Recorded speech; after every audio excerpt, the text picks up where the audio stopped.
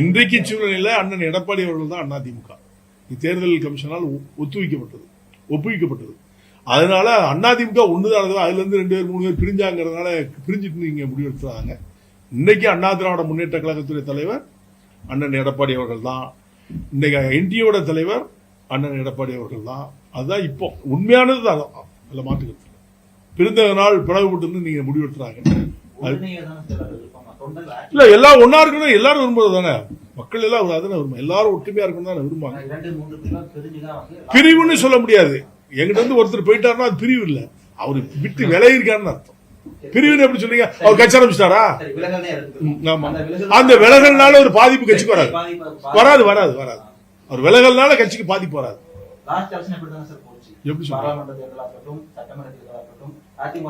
அரசியல் கூட்டணி பிளவு என்பது வேறு, தனிப்பட்ட கருத்துல பிரிவு என்பது. இது தனிப்பட்ட கருத்துல பிரிஞ்சதுதான், இது பிளவு அல்ல. தனியா விலகி இருக்காரு, ஆகலாம் ஆகாமல் இருக்கான். தனிப்பட்ட நபரை நீங்க விமர்சனம் செய்யக்கூடாது. தனியா போயிருக்காரு, அவ்வளவுதான். அவர்கிட்ட தொண்டர்கள் இருக்கணும், இல்ல அவர்கிட்ட படைகள் இருக்கணும், இல்ல அவர்கிட்ட பெரிய மாசு இருக்கணும், அப்படியெல்லாம் இல்லாதவங்கள நீங்க பேசக்கூடாது. அவங்க கட்சியில இன்டர்னல் ப்ராப்ளம், அவர் வெளியில போயிருக்காரு, அவ்வளவுதான். நாளைக்கு சேர்ந்துருவார். ஒண்ணு நம்ம சேரலன்னா அது அவங்க இஷ்டம் தான், நம்ம ஒண்ணு சொல்ல முடியாது. ஆனா அரசியல் என்பது அதிமுக ஒண்ணுதான்.